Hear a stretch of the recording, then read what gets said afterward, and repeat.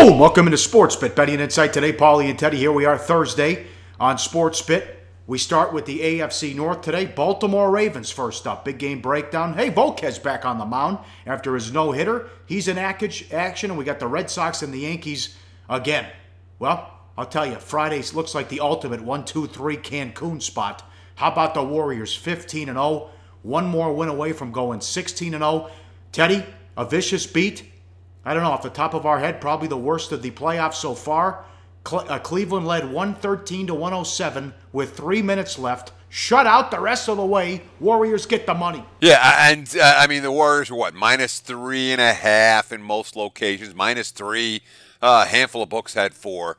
But Golden State, from the 11-minute mark of the third quarter, when the Cavs first started making their run, until Durant hit the from the 11-minute mark of the third quarter, they never led by more than 3. They were trailing the whole fourth quarter until Durant, brought it up and drilled the tray when it mattered most, with 45 seconds left to put them up once. And they were never covering in the second half till those final 2 Steph Curry free throws. That's a really tough beat, arguably the bad beat of the playoffs. My condolences to Cavs backers. Yeah, Kevin Love, 1 of 9. Thompson has played 66 minutes in the series, 8 points. Darren Williams, 37 minutes in the series. He's yet to score. They got a big game out of J.R. Smith. Kyrie had 38. LeBron had 39. Not good enough. Golden State, 16 of 33 from 3. Yeah, and of course, I mean, we got to talk Durant, because Durant, in my mind, is a lock to win the MVP. If Golden State wins the series, he's going to have a terrible Game 4. And if the Warriors win this series, KD's still getting the hardware. Steve Kerr, after the game, quote, "He senses this is his time, his moment, his team. I think he's having the time of his life." And you talk about all the Cavs that didn't show up or didn't play well. I mean, look at the first half. LeBron scores 27 in 22 minutes. The other Cavs, there was 197 minutes. They scored 34. They were +4 with him on the floor, -10 in the minute 49 that he sat out. Through 3 quarters. With LeBron on the floor, they're +17. With him out, they're -12. Kyrie had the big third quarter, but it all came down to that one stretch at the end. Let me ask you this, Pauly. Golden State good or Cleveland bad during that 11-0 closeout run? There was some bad possessions by Cleveland. How about the decision? They waited 15 seconds to foul, too. I mean, that was bad. And then Ty Lue's out of timeouts. But Bob Volquez, #1 NBA bettor in the world, interesting tweet. Another thought, those terrible KD and Curry-less lineups early in the game likely led to Golden State being fresh down the stretch. Well, begs the question, they're also getting run out when those guys aren't on the floor as well, which is ridiculous. I thought Steve Kerr was horrible. I mean, in the third quarter, he's got Iggy, Livingston, and McCaw out there. And what is the fascination with Pachulia? The guy stinks. He shouldn't play at all in this series. Not to mention he wiped away a couple dunks with his illegal screens and grabbing Love's jersey when Durant was going to dunk too. Guy's terrible. Zaza Pachulia will be able to tell his grandchildren that he was a starting center for the best team in NBA history. And look at the graphic. Not a much performance for Zaza last night. But let's look at a couple more tweets. The Warriors have now won, this from ESPN Stats and Info. The Warriors have now won 15 straight postseason games. It's the longest streak in NBA, MLB, or NHL postseason history. It's got to be NFL as well, doesn't it? I would think. Which says, I mean, nobody in any league has done what Golden State's doing right now in this year's postseason. And, of course, another one from ESPN Stats and Info. No team in NBA history has ever overcome a 3-0 deficit in a best-of-7 series. Teams like Cleveland, 126 at turning it around. How old's your son? 6. Okay, he can live to be 100. You'll never see a team go 16-0 in the playoffs again. I don't care. It's not going to happen again. I did have a funny tweet, though. A guy responded and said next year's Warriors will do it. But in any event, you're not going to see 16-0 again. What do you think of Game 4? Well, the markets made a very strong statement right away for Game 4. Pinnacle opened the Warriors -4. But before you blinked, it was 5, then 5.5. Chris opened the Warriors 5.5. You blinked, it moved to 6. Some books already at 6.5. The total still adjusting upwards. we saw 220.5 as the low for game number 2. Game 3 was in the 226 range, 225, and now here for game 4, the total, the opener, 228/228.5. All right, very good there. Well, it's Teddy. They lost in demoralizing fashion. Now they got to do it again Friday. What's their reward if they win? They travel across country to Oakland, where they got embarrassed in the first 2 games. And they get to see them celebrate, possibly. One last thing with that Vulgaris quote, because I thought it would really mean something. Look at this graphic. LeBron James by quarter in this series. When you talk about the impact of getting a little bit of extra rest. Well, first quarter, 70% shooting. Second quarter, 71% shooting. Third quarter, he scored 21 points with 40% shooting. Fourth quarter in the series, he's got 11 points on 36% shooting. It's been a tale of 2 halves for LeBron in this series, and that has a lot to do, in my mind, with the rest factor. Golden State's been deeper. They've been able to get their stars more time off the floor, and it's mattered a lot in these fourth quarters. But really, again, you want to point the finger at LeBron. I saw people tweeting at LeBron, oh, you passed the ball I can't believe you passed the ball.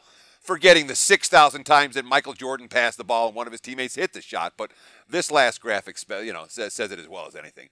James and Irving, 31 of 56 from the floor, 77 points. All other Cavs made 9 shots.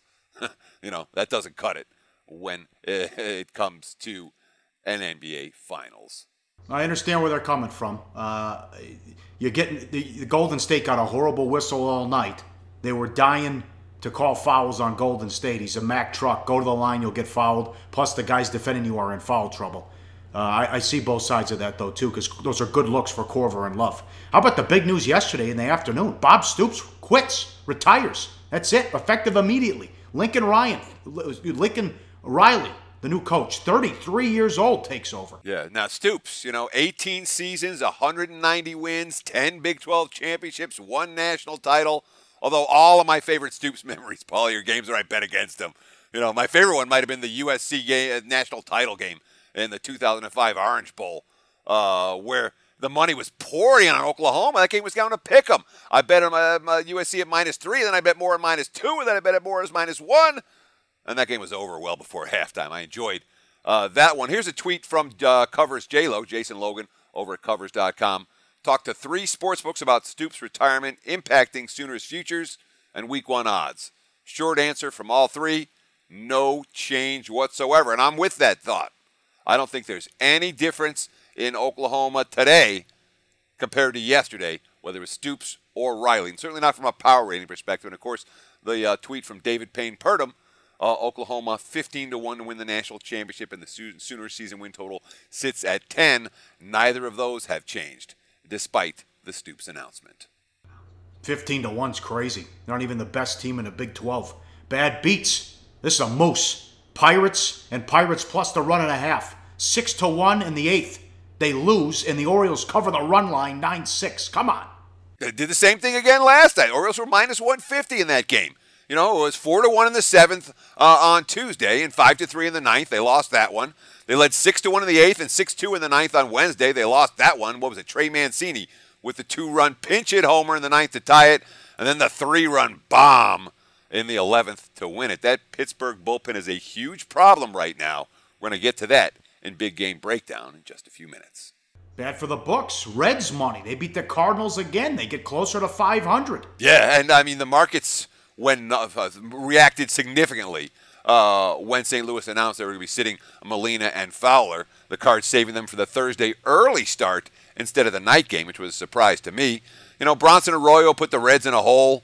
He is in a 6.25 ERA, but since he rallied with a big bomb from Joey Votto in the 7th, and then we talked about Raisel Iglesias earlier in the week on this show. He did it again in the 9th. A scoreless 9th to go 11 for 11 in save opportunities. Now his ERA is 0.59. What about Jeanette, buddy? How'd he do the game after his 4-home-run monster? Home runs. A couple of double plays in that one. So back down to earth for him, although the Reds got the win. One bad for the books. 30-cent move on Tampa. I understand it. They were betting against Pelfrey. 4-10 last year with an ERA of 5. Better this year. but the White Sox are 3-6 in his starts. Can't keep the public away. Tampa wins 3-1. Up next, big game breakdown, Marlins and Pirates. Volquez off the no-no. And we'll get to the Red Sox and the Yankees, plus the Ravens in the deep dive on SportsBit. Betting Insight today on SBRPicks.com. Go to SBROdds.com. Browse, compare, and shop live odds available at top online sportsbooks. Back on SportsBit, Betting Insight today, Pauly and Teddy. Time for big game breakdown. As always, live odds, SBR odds, and sportsbook review. Check out the rating guide. Make sure you're betting with a trustworthy shop out there. Volquez and Cole, Marlins and Pirates. Buccos $1.35, 8.5 the total. Volquez, what is this rate among least likely to throw a no-no? He's 34 in 3 weeks. He entered the game 1-7 with an ERA of 4 and change off of the 10-11, 5.37 ERA in 2016. He was great, and emotional letdown could be the issue. You usually see that, Teddy, where a guy gets roughed up in his next start. Yeah, rule number one is you don't bet on a pitcher after a no-no. And honestly, I haven't gone back and looked at database stuff. I'd be interested in doing that. It's probably a better idea than sitting here talking about it on SportsBit and saying, "Oh, I know." But from an anecdotal standpoint, you see a lot more letdowns than you do back-to-back gems. And I mean, Volquez, he struck out 10. That was as many in his 3 previous starts combined over 18 innings of work. He struck out the side in the 9th. And you read the quotes. This one's from the catcher, JT Realmuto, talking about. Quote, around the 2nd or 3rd inning, I could tell his stuff was really good. I knew he had a chance to have a really good game. He had his changeup going really good today. What people don't know is his fastball command was the best I've seen it. His changeup is good every day, but when he's able to pound righties in with his fastball, that's what made his changeup even better.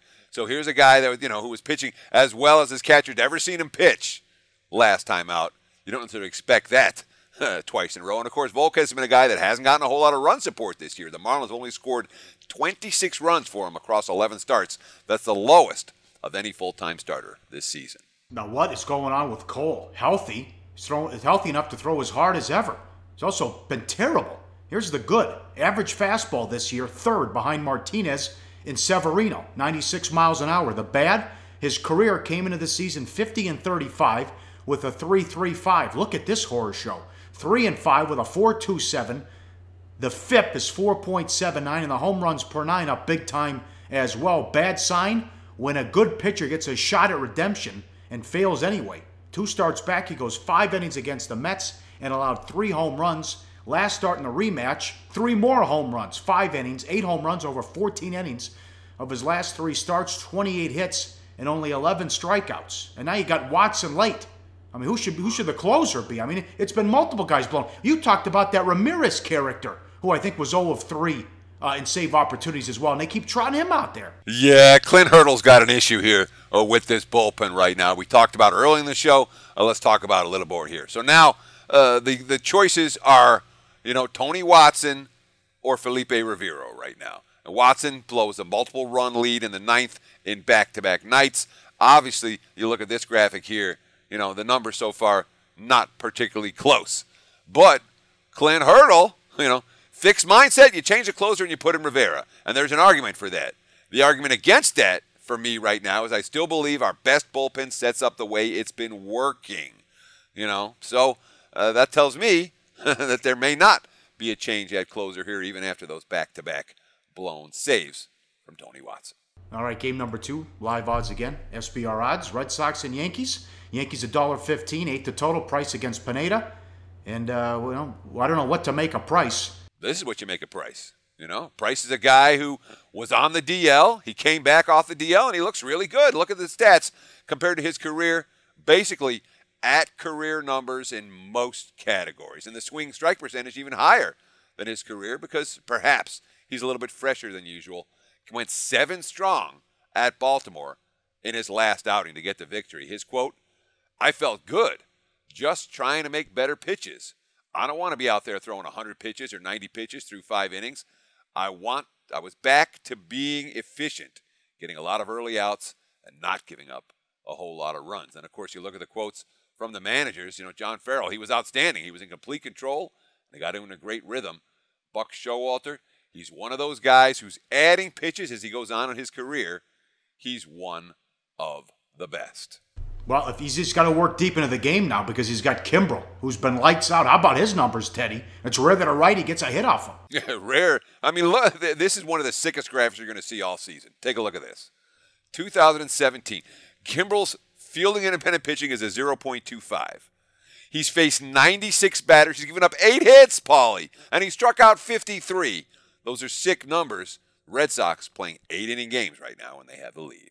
Pineda can match Price and just about any other pitcher, but the problem is the home run ball. Last 3 seasons, the xFIP tied for 7 in MLB at 3.17. The ERA is 4.47. That means 1.3 runs per game above where it would be if he just allowed home runs at the MLB average. It's getting worse instead of better. He's built confidence going from 6-12 with a 4.82 to 6-3 with a 3.76. But the home run arc is a problem. Throw up this graphic from 15, 16, and 17. You see the home run fly ball percentage and the home run per 9 innings as well. There are 95 pitchers that have worked at least 300 innings pitched over the last 3 seasons. Pineda is 95 in home runs, fly balls. Oh, my God. But the Yankees keep hitting, you know. I mean, that offense continues to impress me on a nightly basis. I don't know if they're going to get going against Price. I wouldn't count on them going against Price, but you have to respect that lineup right now. And, of course, you know, we talked about the effectiveness of the back end of that Red Sox bullpen. Worth noting the Yankees bullpen is in very good shape for tonight's game after CC Sabathia was stretched out to 8 innings last night. All right, we'll get back to this coming up. Let's keep it going. AFC North today. Baltimore Ravens. Interesting team. Some big losses. We'll get to them next on SportsBit. Betting Insight today on SBRpicks.com.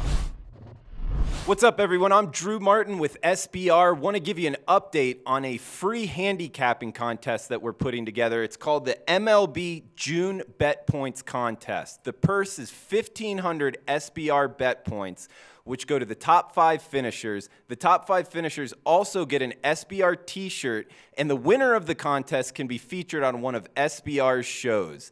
I'm Drew Martin for SBR. Make sure to find it on the SBR tab on the SBR website. I'll see you in the contest.